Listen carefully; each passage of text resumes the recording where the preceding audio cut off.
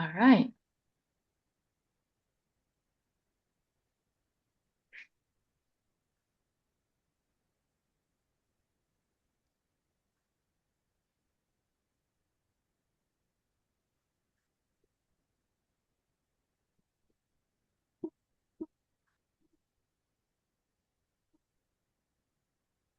Okay.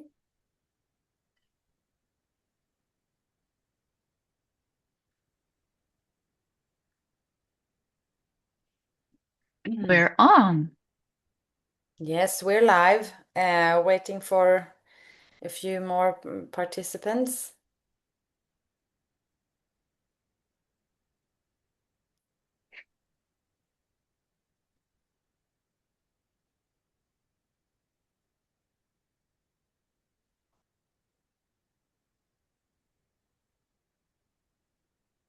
All right, people are joining here.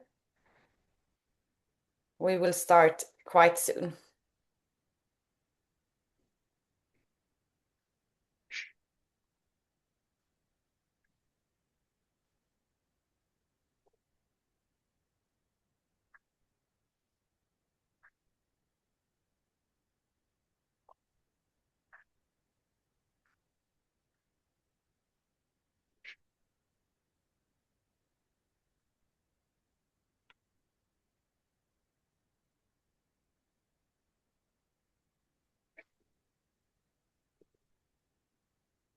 Yeah, just waiting another minute here. Sure thing. Seems like we have people from all over the world here. What it looks like.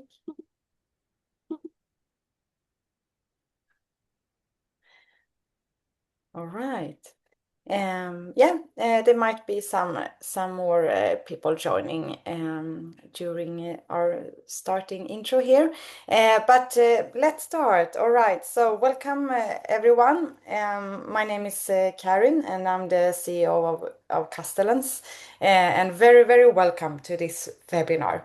Maybe some of you joined the last webinar where we focused on the foundation of the customer journey. And it's also up on our YouTube channel with some other super nice content. So you can find the webinar there. And today we will have number 2 in the series of 3. So the next step, once you have the fundamentals of the customer journey and it's clear, and the leadership and the entire organization need to have this as a clear part of the business strategy. That's absolutely necessary. So today we're going to talk about how to get buy-in for your customer journey work within the organization. And I mean, we have been in the industry for many years, and based on everything we have seen within the customer journey work and how to get internal buy-in, there's one thing that is super clear, and this works needs to be a true organizational priority to create real impact within the company. So today we will get knowledge how to handle that challenge, because that could be a huge one. So joining me today, as usual, my wing woman, co-founder of Custellence, CX expert, Sabina Persson. And if there is questions and so on during the webinar, please drop it in the questions form or the chat, and we will pick them up, of course. And we will record this also, and you will find it on the YouTube channel later if there's someone else in the organization you think should listen to this.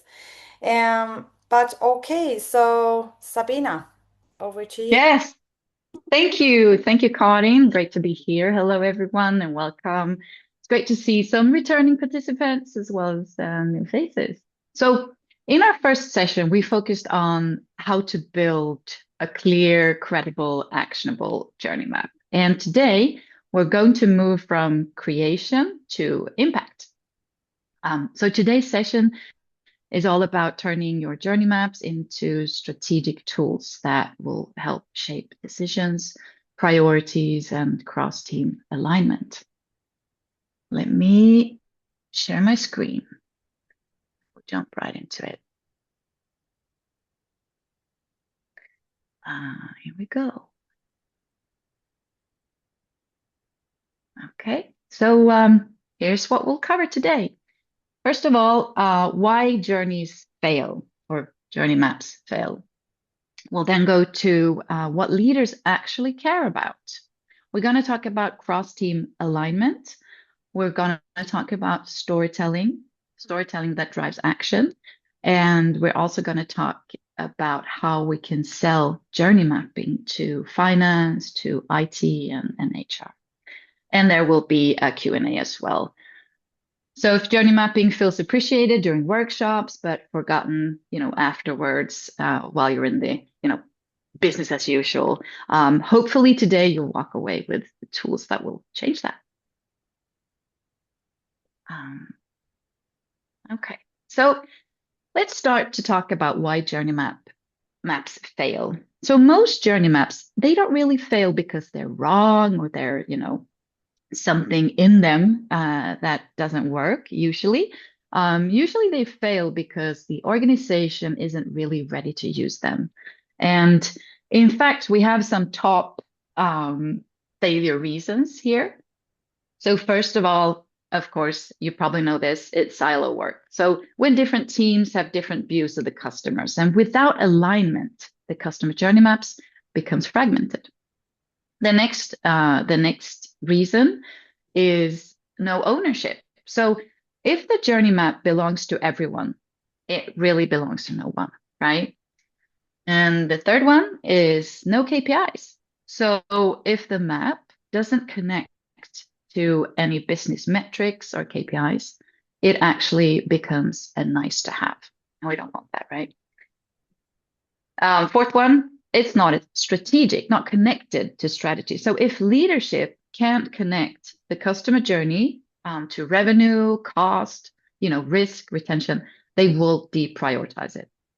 And the last reason to why journey maps fail is it's probably too detailed or too abstract, meaning too high level.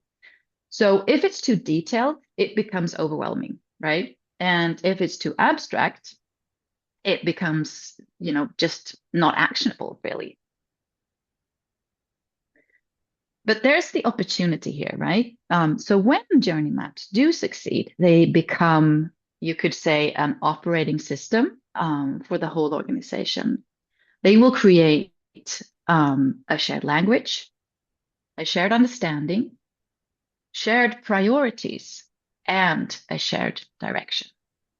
So this alignment will break silos and create momentum, and that is something that most organizations struggle to achieve. So let's talk about what leaders care about. So to make journey mapping strategic and to get the buy-in from the leadership, we need to speak the language of the leaders. And leaders, usually at least in my experience, they do care about revenue, they care about cost efficiency, they care about risk, they care about productivity and retention. Now, and here's the critical part. So leaders do not automatically connect customer pain to these outcomes. So we as CX people or people who are working in CX, we must make that translation. Now, if we only talk about, customer frustration or confusion or customer pain, the business impact is not so obvious. So this is, I would say, one of the most important skills in CX. It's to translate customer pain into business impact. So because leaders do not do this themselves. So we must explicitly connect from the CX language to the C-level language, for example, customer pain to business risk, friction in the customer journey, connect that to operational cost, slow onboarding connect that to revenue leakage or even churn. Confusing communication, connect that to, higher support volumes. So customers feel frustration and hesitation and uncertainty and doubt, right? But the business feels churn, revenue loss, cost increases, productivity issues. That's what we need to think about here.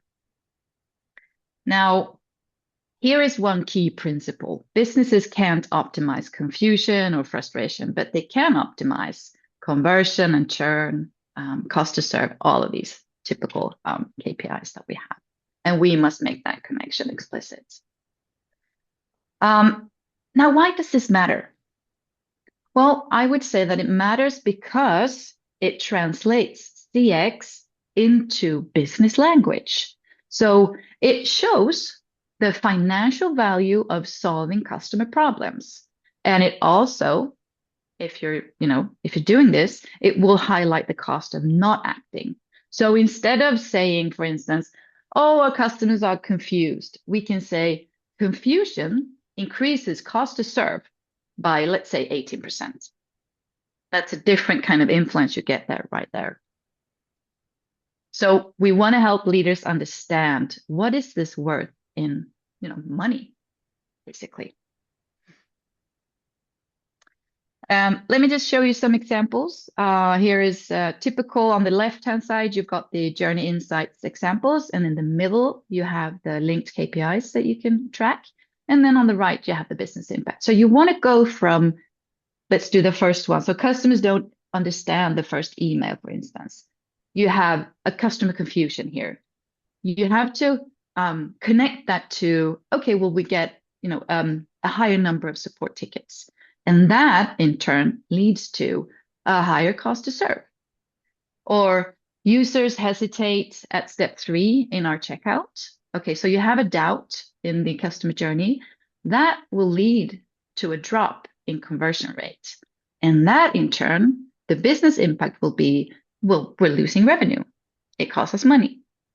And third example, activation takes 2 days is something that could be a typical journey insight.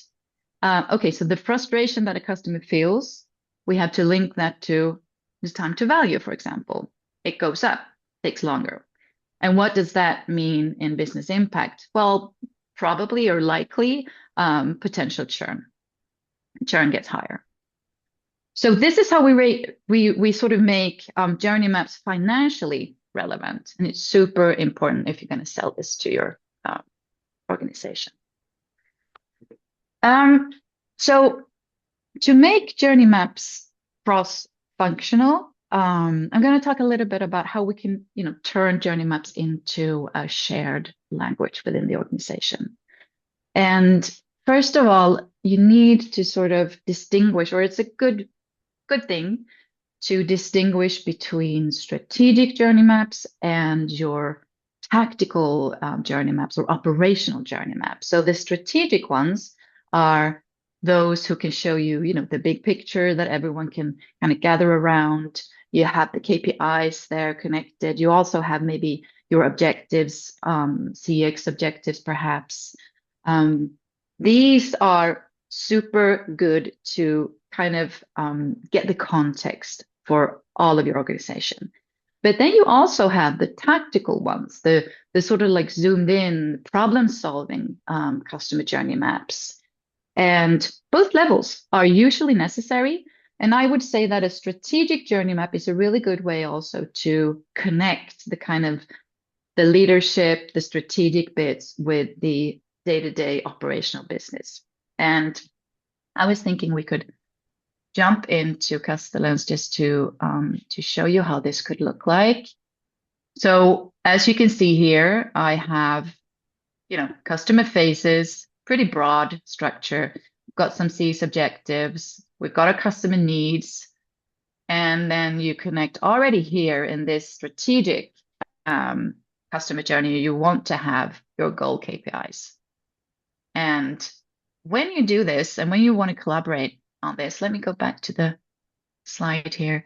What you can see here is that I've also connected specific tactical or operational journeys that are connected to these specific journeys that you might have.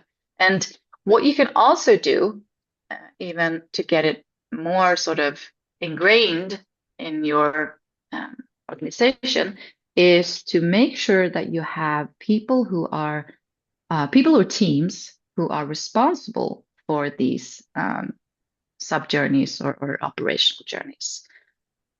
That's how it can look. And I would say that there is a principle here that says one map, one truth. So if every team uses their own version, you lose alignment. Here is a way to kind of see that, or to make sure that with one shared map, and then of course you have the operational maps, you will, stay consistent with your insights. You will have the priorities aligned. You will be able to make decisions so much faster because you have that kind of compass in the middle, and your ownership will easily become shared. So this is where the journey maps go from kind of being, documents to becoming living sort of decision tools. Okay. I also wanted to tell you or talk to you about storytelling with journey maps, because this is an important thing as well when you're selling your work. Because once we have that, when everyone is using the same map and we're working from the same understanding, the next challenge I often see is, okay, well, how do we communicate what is actually happening in the journey in a way that people get it? Because a journey map can be full of great insights, we know that. But it only makes a difference if people understand the story behind it, right? So let's look at how we can bring that story forward in a clear and in an engaging way. Let me just move that one.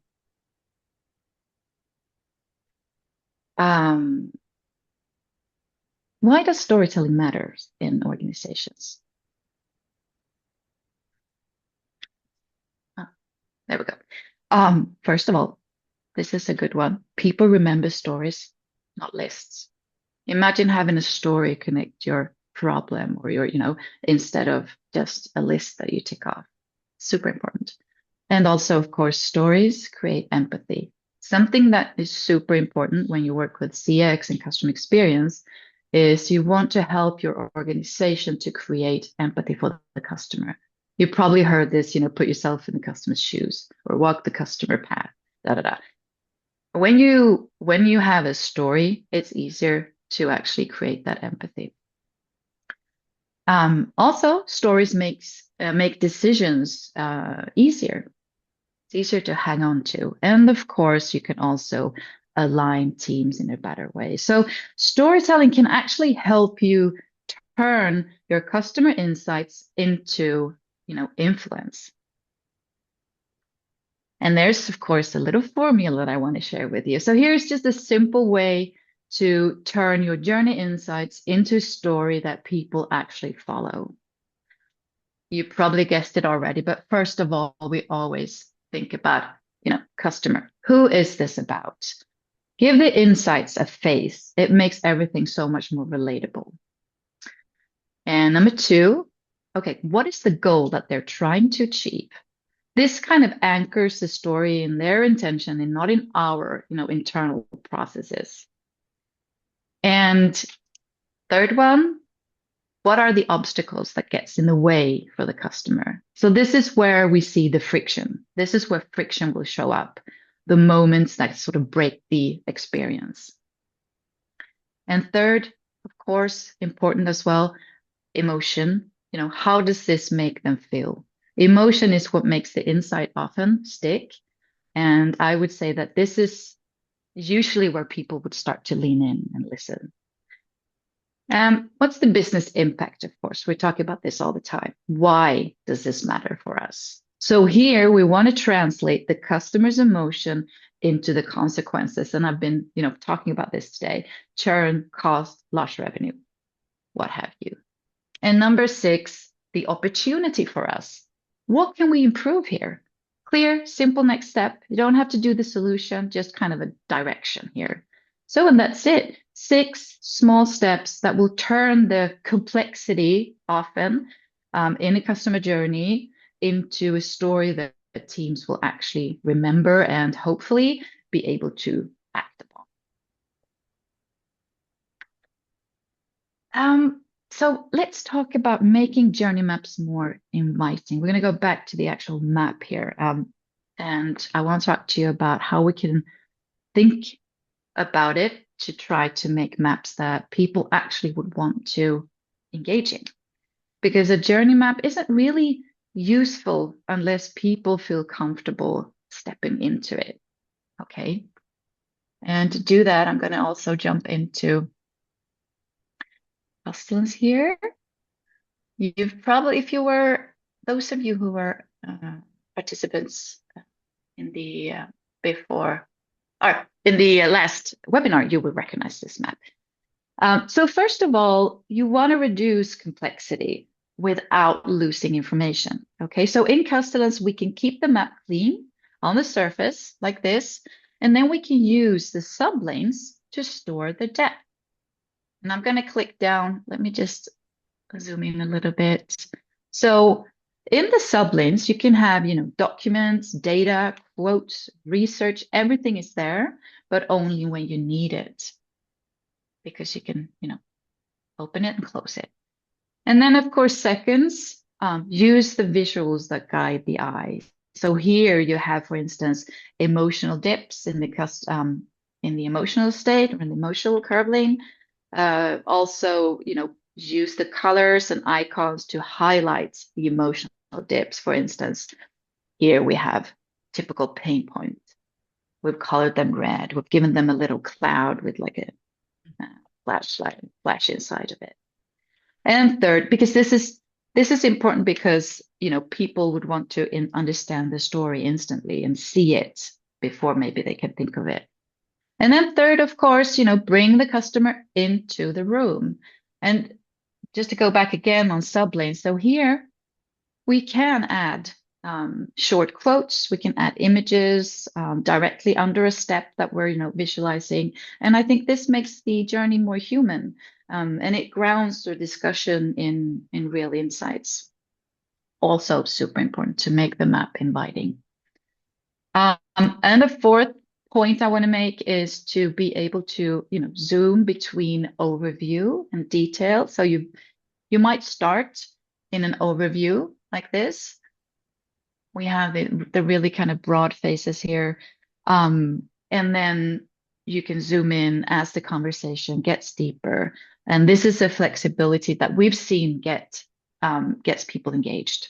So just to go back here, the goal isn't really to create a pretty map. It's to create a map that feels approachable, readable, and of course, usable. Okay. Now we're going to talk about how do we sell our work internally to different departments, because when our storytelling is clear and when our maps are, inviting and easy to navigate, something important can happen. It's that people start to see there's a problem here, right? But seeing the problem isn't really enough. So if we want to start to create change, we need people across the organization to be part of the change and solution, right? And that means we have to start adapting. I talked about earlier what leaders care about. So we need to kind of start adapting our message, because what resonates in a CX team doesn't maybe resonate in finance. And what inspires marketing doesn't necessarily inspire IT, for instance. And, HR is thinking about a completely different set of challenges. So let's look at how we can connect the journey mapping to what matters most to these different functions. And let's start with finance. So finance is looking for, we're going to go from left to right here so that you know that. And so finance is looking for signals that CX work creates real financial value. So with them, we want to talk numbers, not emotions.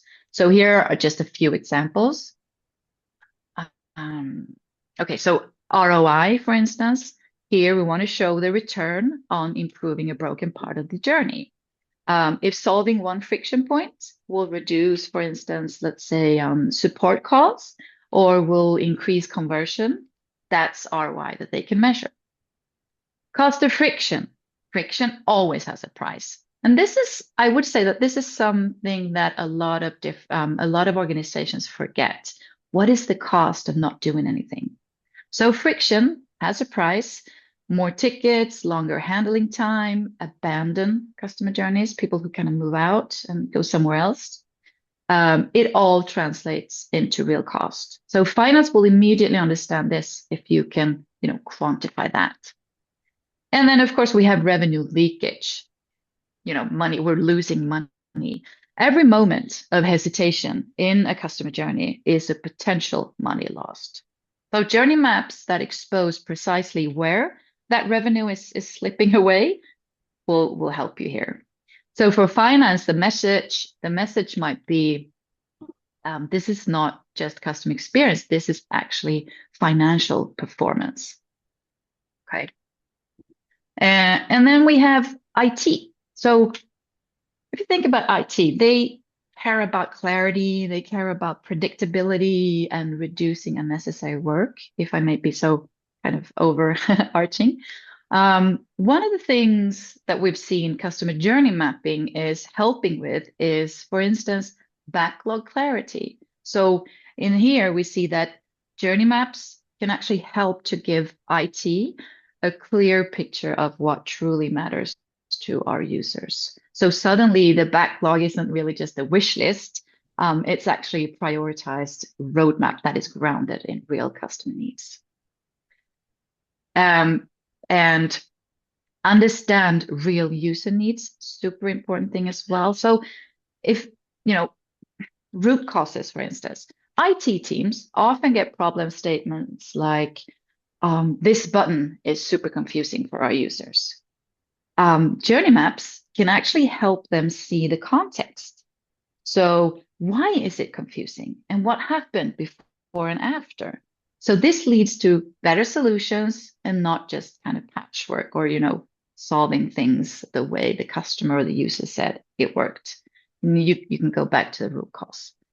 And of course, also reduce rework. So when teams will share the same customer journey map, IT gets better requirements from day one. So that means fewer misunderstandings, less rework, and also less wasted time. So for IT, the message could be like, journey mapping will help you build the right thing the first time. Let's talk about HR. So HR is thinking most often about, people, skills, culture, cross-team collaboration, all of which actually can directly affect the customer journey. So here we can talk about how we can, in a journey map, identify capability gaps. Where do teams struggle to deliver the experience that we want? That often reveals where new skills or new roles are needed.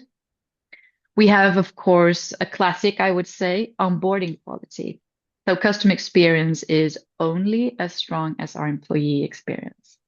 So journey maps can actually help HR to design an employee onboarding that supports the customer journey, not fights against it. Okay, and then the final one, EX and the CX connection. And I think a lot of you guys have heard this and probably also experienced it, but HR already knows that engaged employees create better customer experiences. So journey mapping here will give them you could say, the evidence and the narrative to actually support that. So for HR, the message could be, journey mapping isn't just about customers. It's about enabling people to deliver the experience. Okay. So what I'm trying to say here is that each of these functions, they do care about customer experience, but we have to sort of like translate it into the outcomes that they are responsible for, is what I'm trying to say. Okay, let's do a little summary. So we talked about how journey maps can create alignment within an organization, how you can use them to clarify complexity, and also, of course, to reveal cross-functional issues, so making your teams work more efficiently together, and also how they can drive change when they're tied to KPIs.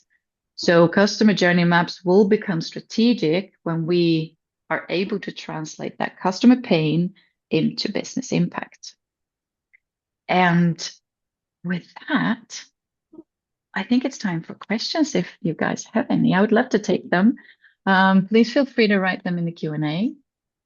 Karin, is there anything that we need to add that you want to add, Karin?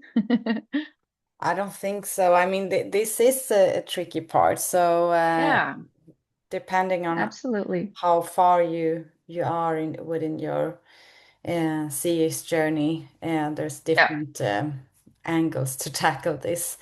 But absolutely. there's one thing that I was thinking about is that Mm, how do you get people engaged around this over time? Is there mm. anything that you have seen that could be successful?